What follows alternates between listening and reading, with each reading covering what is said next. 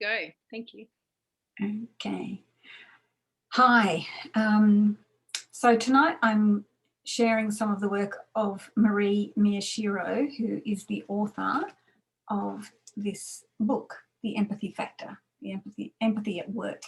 And the subtitle is Your Competitive Advantage for Personal, Team and Business Success. And with my colleague Kate Crombie in Brisbane, we organised 2 workshops for Marie in 2018, one in Brisbane and one down here. She's an organisational development consultant and has been doing this work for many years, like, I don't know, maybe 30 years. And she came across Nonviolent Communication and Marshall Rosenberg in about 2005, I think, and realised that the needs piece, this piece about universal needs, was something that was missing in her work, and so she's integrated it into her work with organisations. She's worked with a myriad of organisations, educational institutions, Fortune 500 companies, military sections, and there was something else I was going to say. Oh, she also co-authored with Marshall Rosenberg a chapter in the Change Handbook, which was in about 2007, I think. And then she published this book of her own.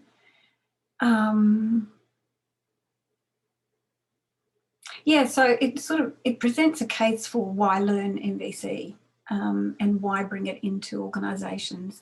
And it also is her perspective on needs and where they fit into organisations. And so there's some diagrams. I've got PowerPoint slides. Karen's going to run all of that. And I also have a worksheet that we will do. So you will need a pen and a piece of paper to write on when we get to that part. Is there anything I've missed, I ask myself? Oh, and there's a short video that I will, which is Marie talking about empathy. And yeah, I think I might screen that now. If you could do that, please, Karen.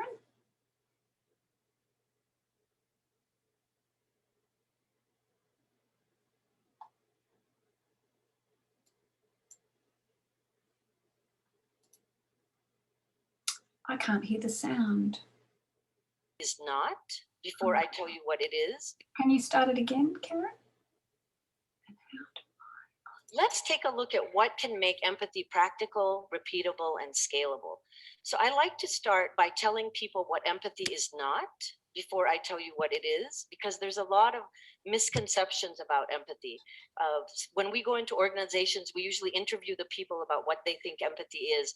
And I like to say that they usually know 2 shades of empathy and we know 50 shades of empathy as part of our training. So it's not about being nice.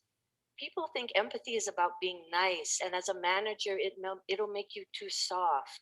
A human resources director that I was speaking with last year said, empathy is the hardest thing someone can do. It's not soft. It is hard to do. It requires you to put yourself aside. So instead of being nice, what is it? It's about being real. This is a gift for managers and supervisors because it means there is a way to have real connection with someone while telling the truth in a way that holds you and them together. This is what empathy is about. It's not about being nice. It can be about being kind, but kindness is different.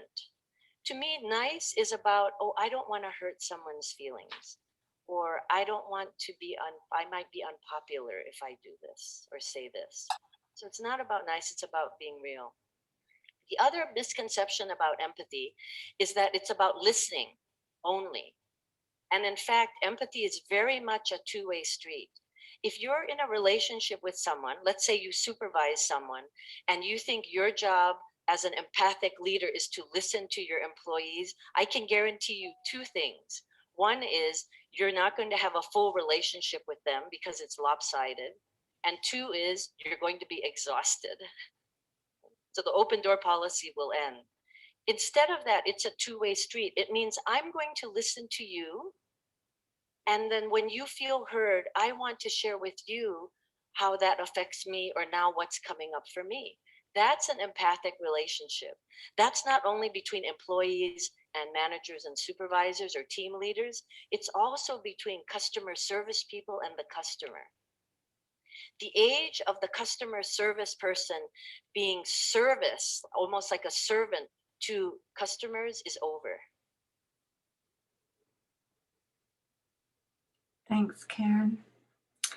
I just remembered when it started, I remembered I wanted to say this is in a very work and managerial context. However, you can map or apply the principles to any relationship, you know, in your family, intimate relationships with children, in any, you know, community organisation that you have.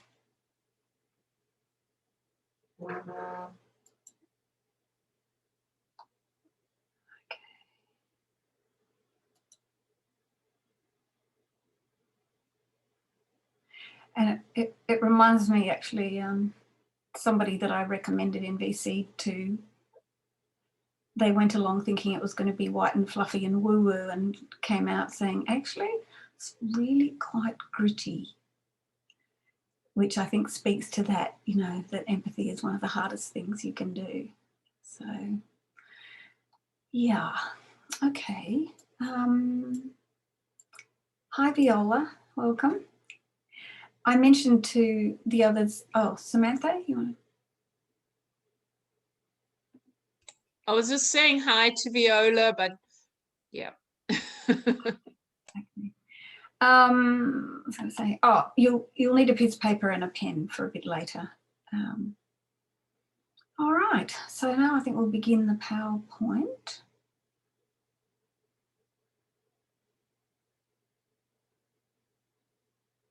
Are people seeing the PowerPoint full screen, or is it, do I need to make, just want to check. Is that a yes or? It's pretty clear on my end, but I don't know what the full screen is, so looks pretty full. Okay.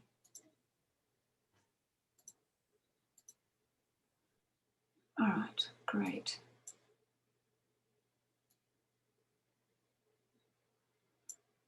Yeah, so the context is communication for collaboration. And Marie said, you know, we're kind of born to partner and collaborate. We're a very social species, and, you know, we've been interacting productively with each other for a long time. And Marshall Rosenberg says that we are hardwired to care. That's part of our genetics. So in some ways, it's not about learning something new. It's about remembering what we already know how to do. And yeah, Marie works in organisations, and hearing from people about what matters to them in this kind of work that she does is it's revealing about learning about what matters to people, and it's quite intimate. And she says when people can find their way into thinking in front of others out loud, then breakthroughs can happen. And I imagine that you've all experienced that, where there's a sense of getting to some new sense of a future and moving from fear to trust. And the two main benefits of her work, she says, are about rehumanising workplaces or teams or community organisations or, you know, schools, whatever, and supporting people to be more fully themselves. So more authentic, more connected to their feelings and needs. So she created the book, or wrote the book, so that because she wanted to create organisations and businesses that meet more needs for people in the organisations and for the people around the organisations. Needs like respect and trust, that sense of meaning, joy, productivity, that sense of progress and creativity, and of course the innovating, doing new things. Yeah, so she saw that empathy was missing in workplaces, and she took it from empathy from just from an interpersonal context into the organizational model that she uses, that she developed. She called it integrated clarity. And it came about through some of her clients that she was working with, and not-for-profit actually named it because out of what she was doing with them. So, yeah, she sees that empathy is a really integral part of organisational life. And she also says that we should relieve ourselves of the burden in terms of thinking that we should know how to do it. Yeah.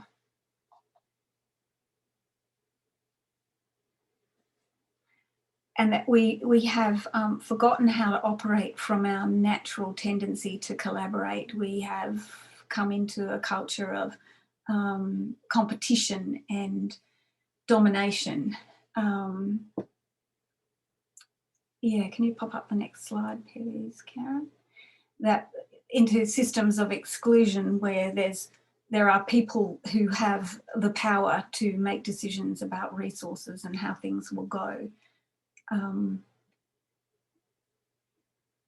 the rest of us, even if we live in a democracy, tend to that sense of power with resources and decision making is in the hands of a few. And the organisational work that creates a greater sense of inclusion is only a few hundred years old. So this coming together with a shared purpose. Yeah, and in a system of inclusion is something that is still being worked on. So this is a diagram that she uses to show where needs are apply and how we relate. So in any organisation, there's 3 levels of communication. There's the intrapersonal, which is how I relate to myself, what I think about myself, what I tell myself. And then we have the interpersonal, the relationships we have with others, which includes what I tell myself about other people, what I think, and what we hear others telling us. And then there's the 3rd level, which is organisational, which is what we think the organisation is doing, considering the data of the organisation. And so she talks about organisational needs, and not that the organisation has needs, but that we as a collective and how we get things done, there are needs that pertain to the whole, and not just to the whole, but also to the people outside the whole, the organisation. So it would be clients and suppliers and community groups, whoever the organisation interacts with. So, and that organisational level is the most complex and difficult to work with because it can be invisible. And it's where the dynamics of teams and all the complexity of all the different relationships within the organisation exist or sit. That invisibility can be hard to see and shows up in what looks like, well, in the interpersonal realm. Like the conflict will occur as interpersonal and around decision making and things like that. And Marshall Rosenberg said that one of the wonderful things about NVC is that it can make the invisible visible, or the unconscious conscious. If we look at what do I think, what am I telling myself or about other people or about the organisation, and connecting with how I feel and what I value or what matters to me, and being able to speak that out loud, it comes out of that unconscious into the conscious.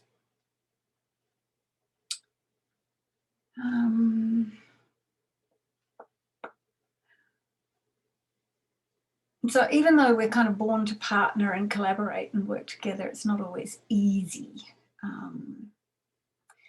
And she created this thing that she calls a diagram or a way of presenting this as the sandwich model of work, which is how work happens. And, you know, where the work gets done is with people working together in the interpersonal realm. But she's also distinguished this intrapersonal, which is, that's the next slide, thanks Karen, which is the I piece, me, and where I'm doing my work and how that impacts on how other people are doing their work, and also where my history, my thinking, my needs feeds into the interpersonal. That's the next one. Yeah, so this is my eyepiece is what we call it. And then the organisational is the other piece of bread. That is the we and how we work together. And that includes, slide cue, our roles, our processes, and our shared reality, like whether we're on the same page or not about our roles and our processes and what we're doing and where we're going. Next one. I haven't. Anyone else having an audio problem or just me? What was the last thing you heard? Our roles, our processes, our shared reality. Yeah. Yeah, we're on the same page about all of those aspects. And next slide. Oh, I was saying I haven't mastered the art of doing the presenting and doing the screen sharing as well. And so the shared reality, part of that shared reality is having an identity, the organisation having an identity which Marie defines as a life-affirming purpose or direction, which is a purpose beyond profit, which I'm sure we all understand and really resonate with, that we're not just together to make money, but we actually want to contribute to making making life and the world more wonderful. Yeah, next.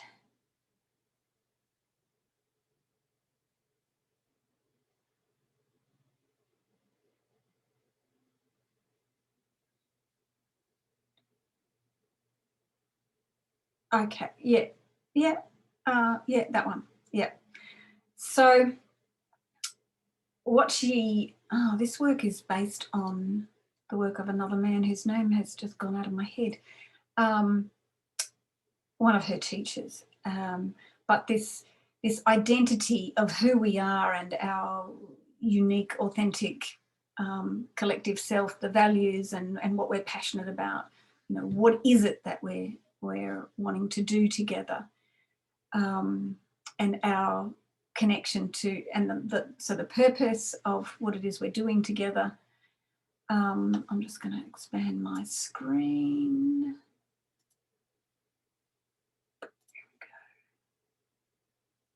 No, yes.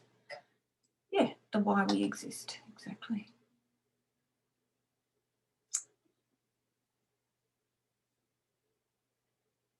Yeah, connection to how our operations serve the universal human needs of our customers and where we are going, what we're doing, by when, and the strategies that we use to live our identity into the future. And then we need to have our structure of how we communicate, what sort of accountabilities there are, the resources and all the information we need. And the fueling our operations, you have the financial piece, the human piece, and the, I like the way she puts capital, you know, morale and the technology. And then how that gets expressed in the world in alignment with the values. So that's what she uses in her work. And now I'm going to just come to the organisational needs. Oh, I think it's that next graphic that has the that the legal entity as an organisation doesn't have needs, but the living system of people has universal organisational needs. So there's a just to make that distinction. Okay, next. So Marie's premise, well, experience is that empathy and learning how to be self-aware, self-responsible, like having the ability to respond, response able, is a trainable skill, and that using empathy in this way and a relationship to universal needs or needs consciousness is a proven method in organisations that support productivity and having an impact in the world. Next one.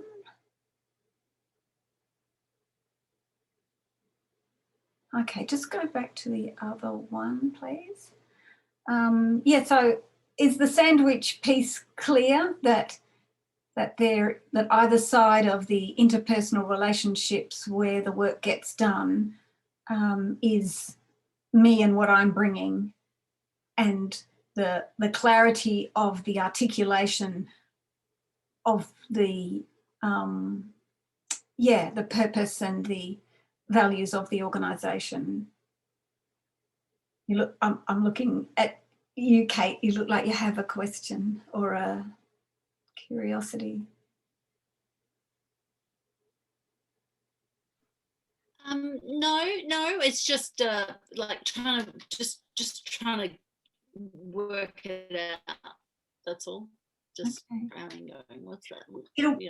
So no question. Okay, thanks. I trust it'll become clearer when we do the exercise. Yeah, I'm not an expert, of course, on the right-hand green panel of the her proven method. However, it's very clear to me that having a shared understanding of our purpose and direction, like the identity and where we're going, what we're doing by when. She uses this great analogy about being on a bus, and if you're clear about what the organisation stands for and what your values are, it'll become clear to you whether you're on the right bus or not. And that having people who are aligned with the purpose and the direction, of course, supports the mission, and people who aren't in alignment with it, where their values don't match. It's not that they're wrong or the organisation is wrong.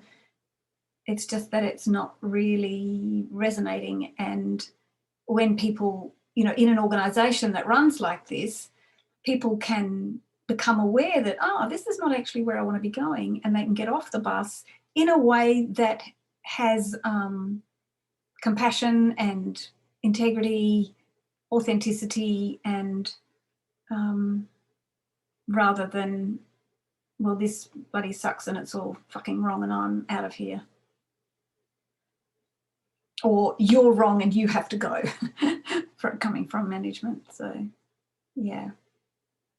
It's a way of, as Marie said in the video, it's a way of telling the truth, and being able to hear each other. and tell the truth. Thanks, Karen. So the NVC piece of this is the language of needs, and the Nvc model is the 4 ingredients of being able to make observations and articulate what it is that you're seeing and hearing. Actually, now I need to go back out of full screen. Excuse me, exit full screen. Oops. And what I want is not there. Okay. Oh, maybe it's in the next one. Yeah, in the organisational sense, it's being able to make observations about the data of what's happening within the organisation in any kind of arena. And in the personal, it's what I'm seeing, what I'm hearing, and also what other people are seeing and hearing. And then how I feel and what my needs are, how the other person feels, what their needs are, and then being able to make requests, like actionable requests that are strategies that move things forward in a way that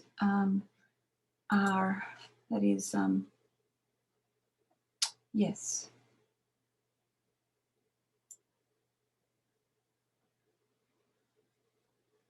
I'm just going to pause for 1 second, have a drink of water.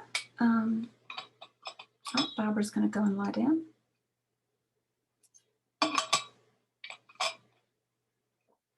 So what I can say about the integrated clarity model is that with the intrapersonal and how I relate to myself, my thinking and what I tell myself, there's ways of working with that, which is, actually, no, I'm going to come back to that later. Sorry, what's the next slide? Well, requests are for strategies of how to move forward.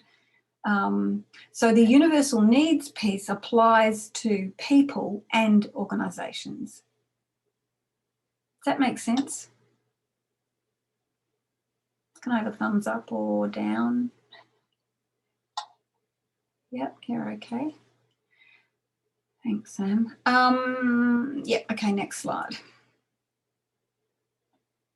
So these are some organisational, some needs. It's a needs inventory that is was designed to relate to a workplace. And I mean, obviously, you know, some of them relate to all of life, but in a workplace, oh no, go back to the other one. I'll come back to that one. Thanks. You know, in the left-hand column, you know, equipment and tools, respectful physical contact, safety, security, supplies, time efficiency. That, and in the communication, that clarity and of direction, having data and research, how decisions are made, education and training. Just have a look at the lists and well, one of the ones that really jumped out at me when I first saw it was the marking transitions, celebrating beginnings and acknowledging endings, like the last one, mourning lost relationships. So actually when someone leaves the organisation, there's an acknowledgement of that loss for the person, for the organisation, and actually giving space to grieve the unfulfilled, you know, dreams and visions that there was at the beginning of a project. And this ceremony and ritual, like you might think I put that in there, but I didn't. It's in her list. Of course, I like it. Yeah, is it any needs on there that you know, that stand out to you, or that you like seeing, or would have liked to have had some shared understanding of in a workplace where you were? It could come up in the in the exercise if you don't want to share it now. But a lot of, you know, some workplaces don't have a sense of inclusion or empathy. In fact, there was something came through my life the other day where someone said, "Oh no, we don't get consulted.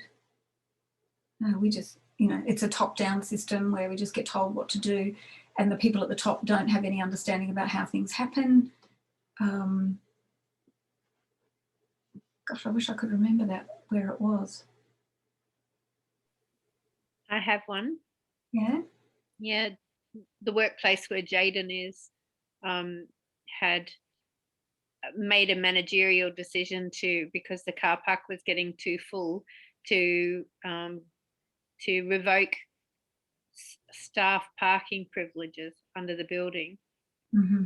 And had such a big impact on Jaden because she finishes her shifts at 11 p.m. at night, or sometimes later, and it would mean walking through the city at 11 o'clock at night to get to a public car park to retrieve her car, and her sense of safety really compromised. So she advocated for herself and got and has management's agreement to have a staff member accompany her to her car for safety outside in the public car park. So yeah, it was not connected, not consulted, it was just a blanket decision like, oh, we need more car parks, staff have to go park elsewhere. And just that, yeah. So that would be like consideration, safety, inclusion. Yeah. Yeah. Yeah, that staff needs matter. Yeah. Mm. Oh, yeah. Okay, thank you. And Viola put in the chat light as well as air. And I must admit, when I go to places and they're in a room that has no natural light, there's no window, I find that a real challenge. I have a high value for natural light. So, yeah. Shares. Yes, Kat? Can I mention, should I wait till we do the exercise, or should I mention something that happened to me 2 weeks ago with my management? Oh, it'd be good to do it in the exercise. Yeah, okay. What we're going to do now. Okay. Okay. All right. Okay, so I will share with you in the chat. It's a worksheet. It's a PDF. And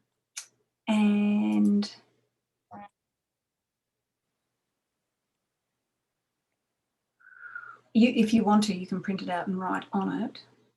I've just lost it. Oh no, there it is. Or we'll screen share it and you can just write your answers on a piece of paper. And I will share an example with you as well before we start. Shez, it looks like that came directly to me as a direct message. Oh yeah, it did. Okay, sorry. Coming back to everybody. I'll do it again.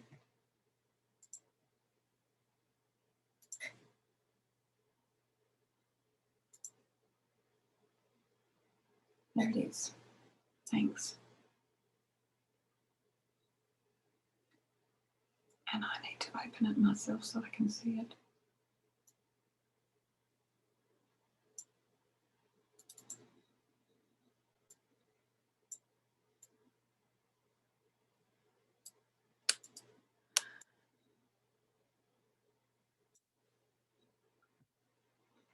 So the diagram at the top is with the yellow arrows coming in is about, it's demonstrating the how my stuff and the organisational stuff feeds into the interpersonal, the impact of it. And so what we want you to do is think of a time when you experienced a work-related interaction with another person that you found challenging, and write down what happened and in the language of what you saw and heard or what you said. So, which means maybe leaving out the colourful, if there's, you know, we have a tendency to label and blame and criticise and that sort of thing. And then we'll look at what part of that interaction was about my history, my story, my needs, and not about the other person. And then what of that was about a lack of clarity about roles, processes, or a shared reality about the organisational needs of the workplace or the values. And so when I first read Marie's book, the first thing that came to me was that this shared reality about direction was missing in my marriage.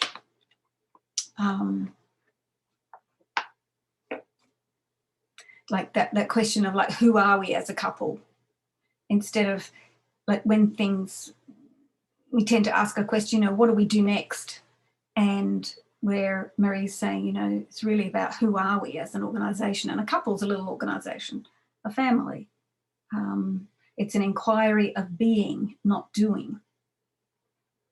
So in this little example, I have been in Western Australia for 5 weeks, moving my parents out of their unit, handling every object in their 3-bedroom unit that they've accumulated over 23 years. I was unwell before I left. I was on prednisolone, high doses of prednisolone to get through it. I had my sister and my brother there for some of the time. So I'd come back. Prednisolone, when you come off it, it's a gradual decrease, and which is a cortisone. So I was exhausted and unwell. And he was doing a massive renovation. Kitchen, eating area, family room, laundry, bathroom, and a bedroom, and wanting to finish it before his daughter, her husband, and their young baby, I don't know, probably less than 1 year old, arrived. And so he's standing in front of me wanting a decision about something.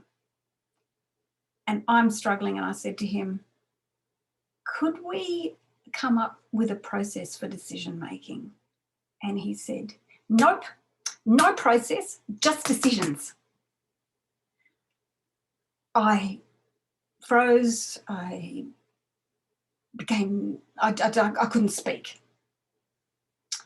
So what part of that interaction about my history and my needs was my well-being, my physical condition, the fact that I'd just moved my parents, and also I discovered years later, after we separated and divorced, that there was an impact of trauma on my brain. That quick decision making wasn't something that I could do, particularly when I'm in a very unresourced physical state. And what part of that was about a lack of clarity about roles, processes, and a shared reality, you know, about what we're doing, was what mattered to me was our relating, our relationship, and our well-being. And what mattered to him was getting it done before they come, because he wanted to really support his daughter. And he was committed to that, and I was committed to relating and how we work things out. So we're on 2 different tracks.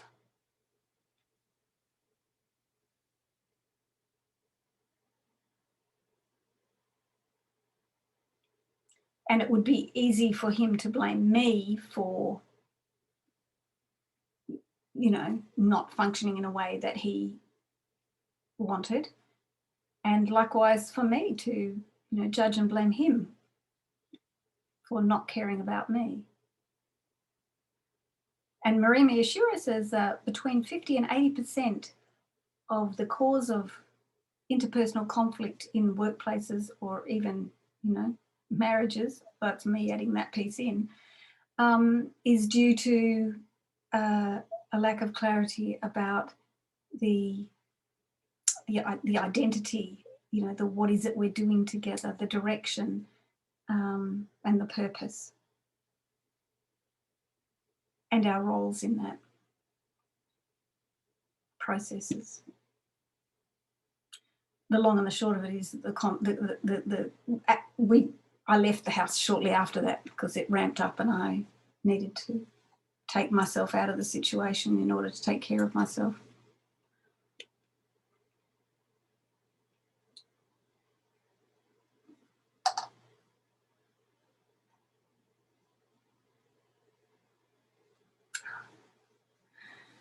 So, would you like to do the worksheet for yourself now? Are there any questions?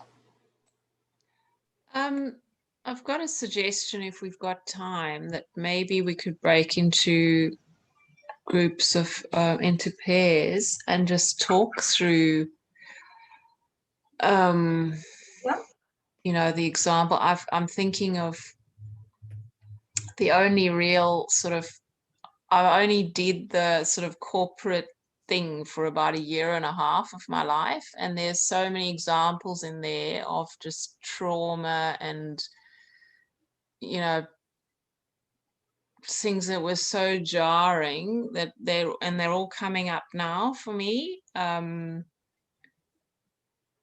Yeah, so I might need help to just isolate one example and work with it. Yeah, I'd probably pick a small one, and hearing what you're saying right now, I'm thinking, oh, maybe I went a bit too, like that's what came to me as an example. And I'm thinking perhaps maybe something a bit smaller might have been useful, something a little less intense. No. Okay. Okay. So can I hear from others about what Samantha's proposing about breaking into pairs and working through an example, answering those 3 questions? Is there anybody for whom that would not work? I'd be happy to just get a sense if everyone would like to do the exercise or not. And like maybe they could be a listener for someone who does want to do. So it could be like, can I just get a show of acknowledgement of yes, I would like to do, or I'd just like to be a part of. Like, yes, I would like to do is a hand up so that I can work through my own example. Yeah, okay. So yeah, it looks like that there's enough willingness to do an example each so that pairs would work. So I saw 3 hands. I saw Samantha, Kat, and Kate. Oh, okay, cool. All right. So time-wise,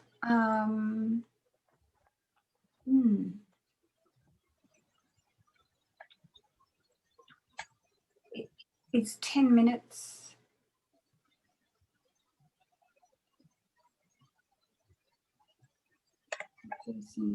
We're at 8:24.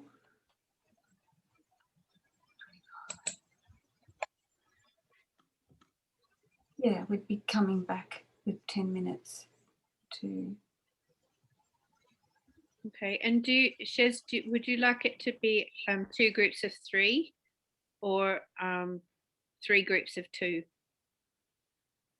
I guess I was thinking 3 groups of 2, however. Up to you. I was just thinking that if there was questions as they arose in the attempting to apply it, that it'd be good if there were 2 groups of 3. And if that means that you and I don't bring an example. Well, I've already done mine, so.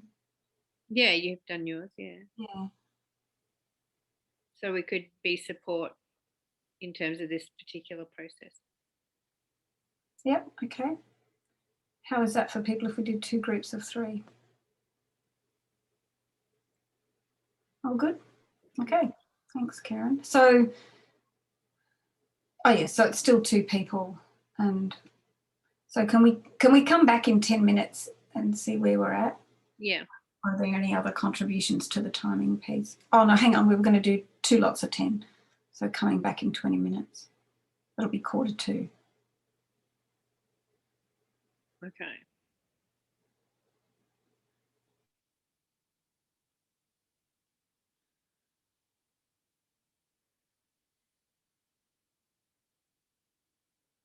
Alrighty. I'm guessing that, yeah, I was going to say, I'm guessing that Kat's machine was just taking a minute to catch up with her. So I'm going to pause the recording just for this part, and then we can share what we discover along our process when we come back.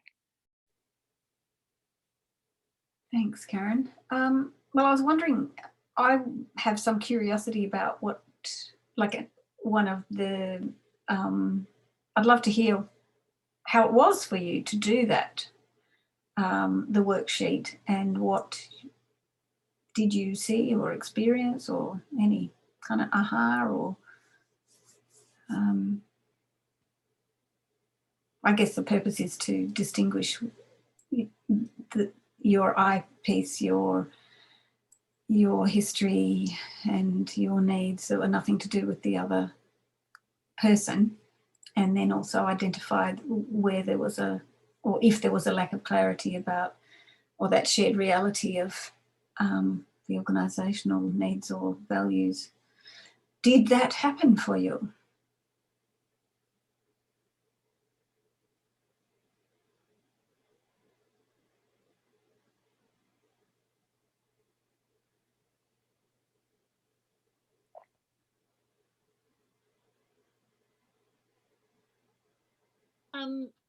So I had for me, just hearing, even before we went into the group, it just struck me that there was this incredible parallel with a situation I've been working with a family member, and how we make decisions together or not, or how we just make decisions that aren't together that I thought would be together. And so understanding that the piece where I get hurt about that, that's mine, like that's all mine, like, you know, all the loading up with suffering around it, but that there is a piece where I can, that there's a whole lack of clarity, and I'd really like some clarity. And it's like, if we're not doing this together, that's fine, as long as I know. I keep fronting up and thinking it's together and like throwing myself. So that was really good. And then when Karen said that Samantha was doing her I, you know, the I and the we had the tension there. We still had to go deeper down to say, well, was there a question there of lack of roles? And I don't think it was, but it was just that tension of the group and the individual, which is kind of part of this, I think. I'm not sure how that, I mean, that's just a tension that's always there, I suppose. I don't know. It's when it's challenging, is that, you know, I'm stopped making sense.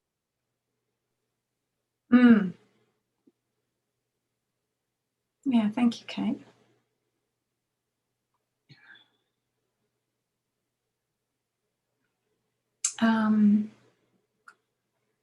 Viola or Kat, did you want to share something about your experience of doing the worksheet exercise?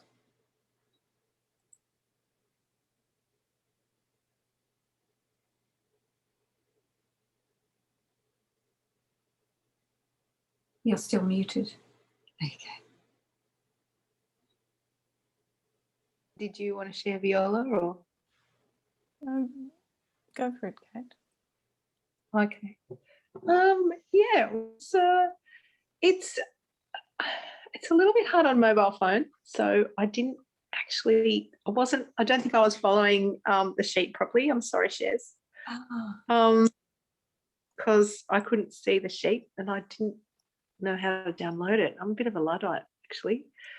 I think it'd be different if it was on my computer, but I really enjoyed the opportunity to talk and I also enjoyed the opportunity of kind of working out what was I bringing to the experience that was part of a past experience. I thought that was really very helpful for that particular experience. Mm-hmm. Okay, thank you.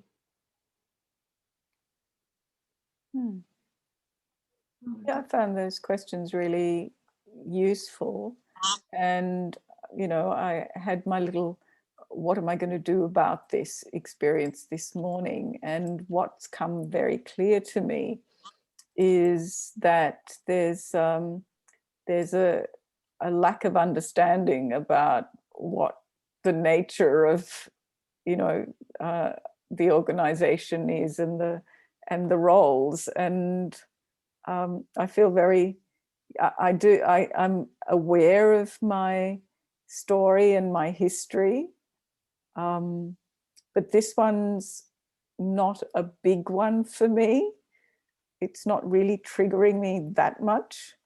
So I'm feeling really quite comfortable about just going, this is in fact the way that the organization works, you know, according to the values, and this is how it's, you know, what we're doing. There's a process. It does not involve you saying, do it now, and it will get done in my way right now. Your needs are being looked after by a process and a group of people who care about the outcome that you want, and we're doing it right. We're doing it, you know, but we're doing it well, but we're not doing it instantly.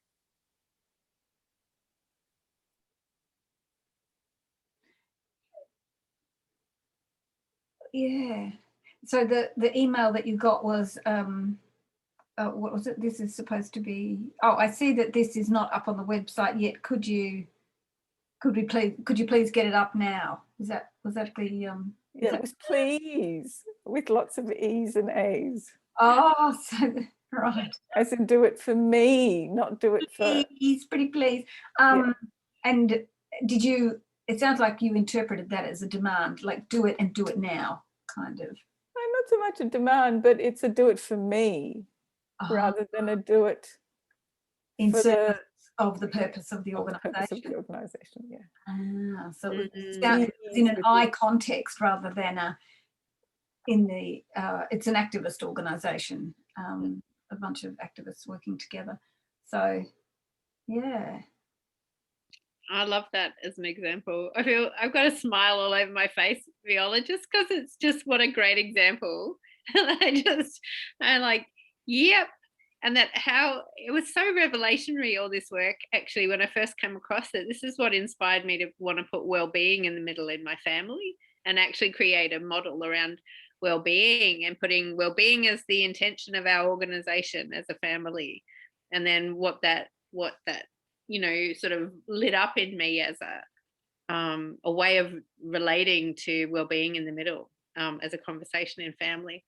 And I just loved, you know, the way that it gave me consciousness that it wasn't just all me and the other person, that it could be the organization as a group hasn't got clear on some things, and so we're having an argument about you know, our roles not being clear. So no, you should have been doing the website. No, you said, like, it was your job, like, you know, and all that sort of interpersonal hoo-ha that goes on. It's like, no, if the organization was clear and we had roles and processes, we'd know, then we wouldn't be having this argument. So let's ask the organization as a group, like, let's get clear about some things. And it actually helped just add some clarity in the breakout. In the example that I went back and shared, I was like, oh yeah, I was like, yeah, there was some more clarity that could have been, I think it's actually having designated time to work on the macro perspective, to work on the organizational context. So if we're always fighting fires and coming from the place of working on the I and like, okay, my I, your I, what do we all want? Then we miss the sort of macro stepping back and go, what does the we want? What does the collective want? And then what are the I needs alive in as well? So but there's just like two contexts of the work that I got really clear about. And I'm just remembering something that Marie said about when there's a very clear identity, direction, purpose, people who wouldn't normally hang out together, like as friends, who like wouldn't be in the same tribe kind of, can work together really well to accomplish, where they're going, because of this uniting, this clarity of identity, direction, purpose, and that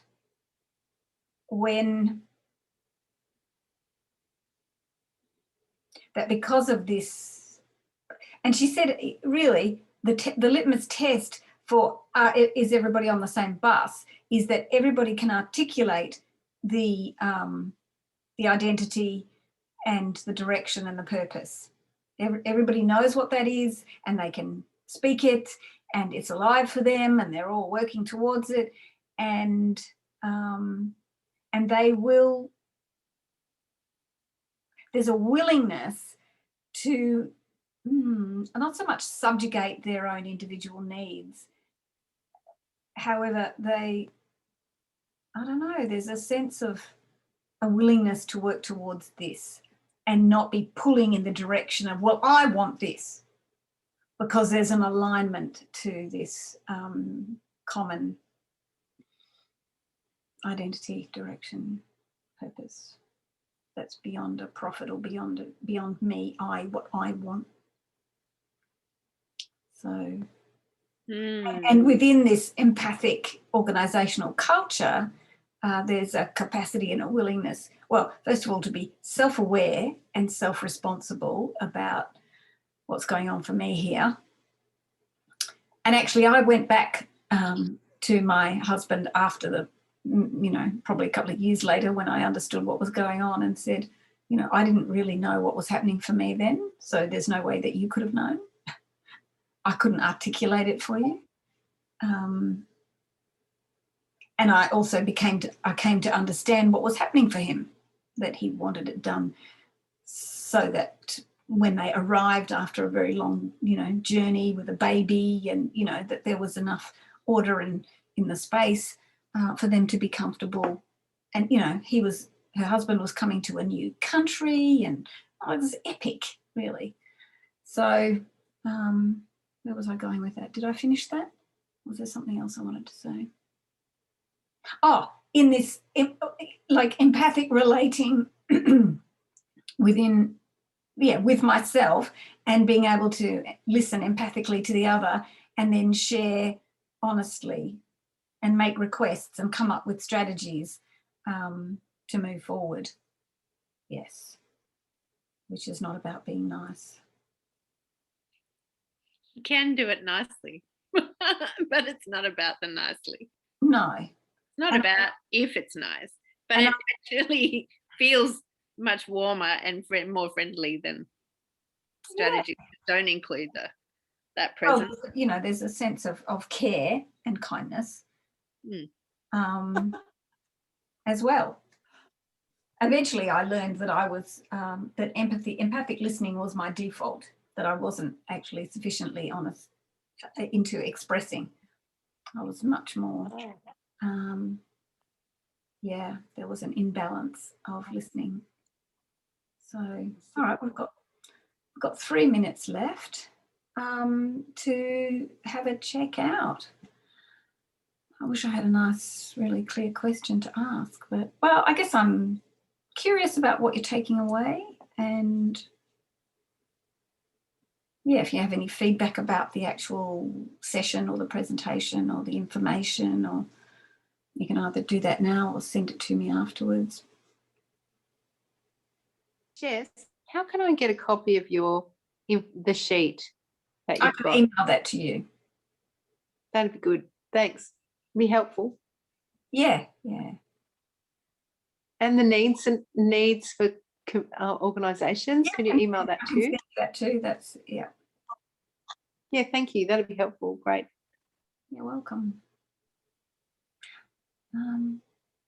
Yeah.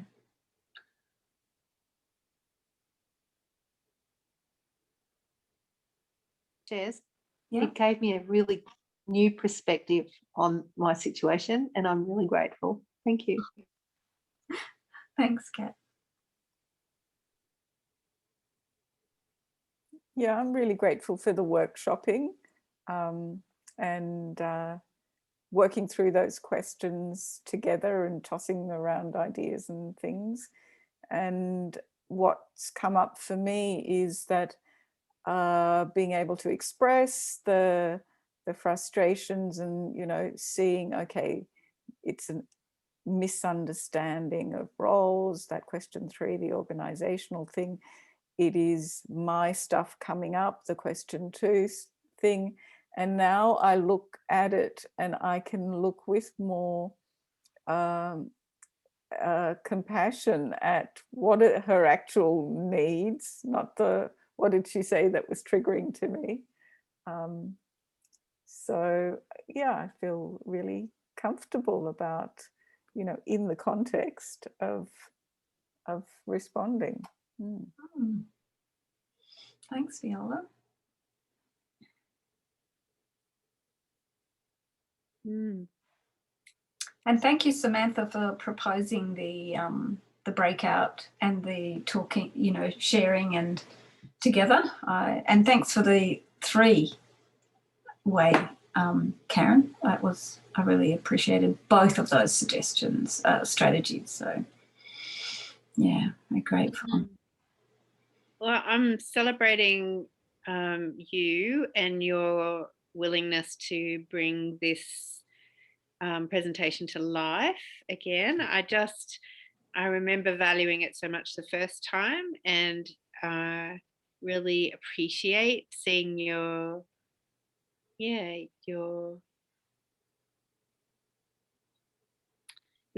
what the words that are here is like, I could see how much you were wanting to do it justice, and like that what you'd learned, that you were really wanting to bring the work as Marie intended.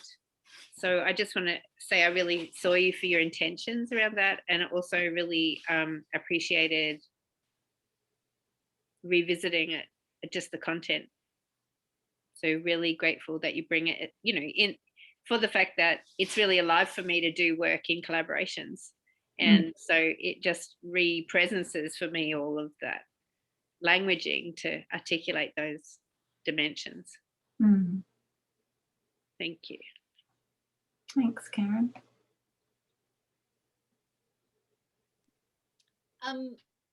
Yeah, I found it really interesting, Chez, and I too could see how you're wanting to show the lineage of it and the honouring the person who you know has done all the work, and you pulled it together to present it. Yeah, and I also would really appreciate getting the handouts, the sheets, to be able to apply, because there's a lot to take in, I think. You know, it's a whole and a lot of, you know, it's a big thing to kind of understand. But I think the way that exercise works is quite simple, and you can certainly break down a you know, an interpersonal interaction that's been challenging and work it through in that way. Yeah, so no, yeah, it was great. Thank you. Thank you. And I guess the bit, I suppose we didn't necessarily cover the needs of the other pair. Well, yeah, actually, Viola, you did. Yeah, no, it's you know, it's like, what are my feelings and needs, you know, what am I bringing and all of that, and what are my feelings and needs and what are theirs? like that and, the bridge of and, the inclusion of my needs and their needs, and then what is happening in the organisation that could be feeding into this, you know, what looks like and what occurs like interpersonal conflict that might not be about either one of us, but actually about the overarching systems and roles. I was amazed when she said, you know, 50 to 80% of workplace conflict is due to this lack of clarity about roles and processes and all of that. And she said that the organisational needs are like strategic, like how to work with that. It's like strategic conversations that, you know, provide that framework for planning and having, and in the interpersonal, there's, you know, facilitation, mediation, and really getting clear and confirming what was said, what was heard, and having reviews, and that with the self, there's, you know, you can get coaching and do journaling and, you know, like have processes for your own work. In fact, she said that when she has a conflict with somebody in her workplace, she goes away and does her I work, and then she comes back and has a conversation with the person who the conflict was with. So it's not about, you know, we need to resolve this and it's like, no, I go and do my I work, and then I come back when it's no longer a huge charge for me. I can actually be present and hear that person, and they can be more likely to hear me, and so awesome. Thank you. Samantha, did you want to say anything before you go, or are you even there at your computer? You could type something in the chat if you want. Yeah, I'm here. No, I don't want to say anything. Okay. Just, yeah. Sorry, I can't be more eloquent right now. It's okay. Thank you. Thank you. All right. Well, thank you, everybody. I will email you the list of the inventory of needs and the worksheet. Thank you, Shez. Thank you very much. Thanks, everyone. Thanks for supporting another wonderful Thanks, event. everyone. Yeah. Yes. Thank you. Take care, everyone. Night night. Thanks. Bye. Bye-bye.